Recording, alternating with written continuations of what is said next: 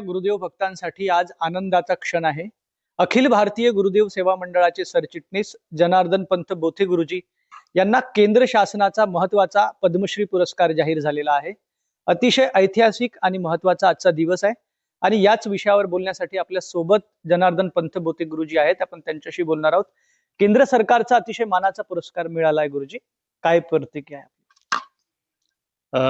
या पुरस्कारासंबंधी मी सांगेल की राष्ट्रसंत तुकडोजी महाराजांच्या अनंत आशीर्वादाने मला हा सामाजिक सेवेला वाहून घेता आलं. हे माझे भाग्यच म्हणावे लागेल. त्यामुळे मी एक सेवावृत्ती कार्यकर्ता म्हणून देशातील अनेक ग्रामीण भागातील आदिवासी, गरीब आणि आर्थिकदृष्ट्या दुर्बल कुटुंबाच्या मुलांना शिक्षण व जीवन कौशल्य प्रदान करण्यासाठी आणखी जोमाने काम करण्याची मला संधी मिळाली आहे. हा पुरस्कार म्हणजे अखिल भारतीय गुरुदेव सेवा मंडळातील सर्व सेवकांचा, प्रचारकांचा आतापर्यंत निर्धास्तपणे निस्वार्थपणे केलेल्या सेवेची पावती आहे. हा पुरस्कार मी वंदनीय राष्ट्रसंत तुकडोजी महाराजांच्या चरणी अर्पण करतो.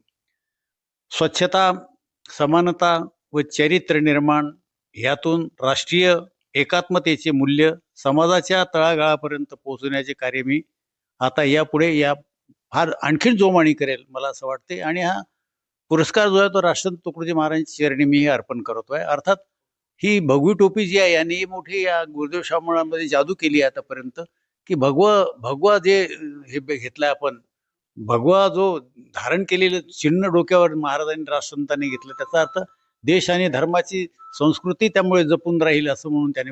हे भगवी टोपी घालणं इतकं सोपं नाही आहे. कोणतंही वस्त्र पकडणं किंवा घालणं किंवा इतकं सोपं नाही, परंतु त्यामुळे गुरुदेव सेवा मंडळाचं फार मोठी व्याप्ती वाढेल, कार्याची व्याप्ती वाढेल. हा पुरस्कार मिळाल्यामुळे मला आणखीन स्फूर्ती आली की आणखीन मी डबल काम करेल या वयामध्ये. माझी आता 87 वर्षाचं वय आहे, तरी मला आणखीन स्फूर्ती असं वाटतं की आणखीन माझं काम काहीतरी राहिलंय असं म्हणते. मी गुरुदेवाच्या चरणी विनंती करतो की मला अशी स्फूर्ती द्यावी. पुरस्कार येत राहतात, जात राहतात, तो काही मोठा विषय नाही आहे. तो ते मिळणार आहे, ते मिळणार आहे. कार्य केलं आपण नेहमीप्रमाणे, त्याच्या हे पद्धती केली त्याप्रमाणे त्यांनी दिलं. आपण काही कुठे अशा पद्धतीचा हा विचार केला नाही की आपल्याला पुरस्कार मिळाला पाहिजे या वृत्तीनं काम करतच नाही. तसं केलं तर लहानपणापासून मला हे कार्याचं बाळकडू राष्ट्रसंतांनी दिलं, त्याच्यामुळेच मला कार्य करता आलं. धन्यवाद गुरुजी. मी तुमच्या कार्यपुस्तिका जी केंद्र सरकारकडे पाठवली, मी ते वाचत होतो आणि त्याच्यामध्ये मला अनेक गोष्टी अशा दिसल्या की ज्याच्यामधनं खरंच की राष्ट्रसंतांचं कार्य किती मोठं आहे. एकंदरीतच जर पाहिलं तर तरुण काळापासून, तरुण वयापासून तुम्ही राष्ट्रसंतांच्या सोबत होते, लेखनिक म्हणून काम केलं, अनेक विदेश दौऱ्यांमध्ये असतील किंवा देशातल्या दौऱ्यांमध्ये तुम्ही राष्ट्रसंतांसोबत होते. कशी भेट झाली राष्ट्रसंतांची पहिल्यांदा आणि का राष्ट्रसंतांकडे एवढा आवडला?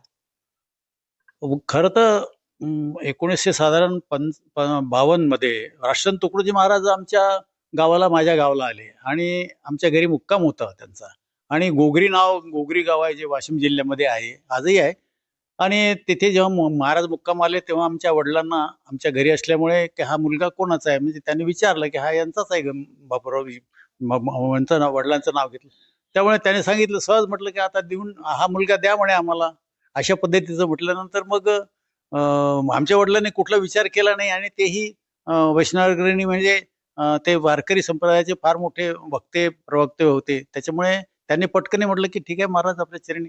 आणि विशेष म्हणजे मला दुसरं यांचं काही आकर्षण नव्हतं. त्यांची जी गाडी होती लेफ्ट हँड ड्राईव्हची, त्यावेळेला मला त्या गाडीच्या भोवताल मी चक्रा मारल्या की मला हे गाडीत कधी बसायला भेटेल.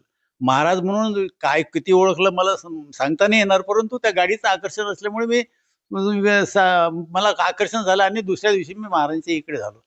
एकूणच जर पाहिलं तर राष्ट्रसंतांचा सर्वाधिक काळ ज्यांना सहवास लाभला आणि राष्ट्रसंतांचं कार्य ज्यांनी पुढे नेलं ते जनार्दन पंत बोथे गुरुजी. आपल्यासोबत त्यांनी सविस्तर प्रतिक्रिया दिलेली आहे. आणि हा केंद्र सरकारचा पद्मश्री पुरस्कार आपण राष्ट्रसंत तुकडोजी महाराजांच्या कार्याला अर्पण करत असल्याची प्रतिक्रिया त्यांनी दिली आहे.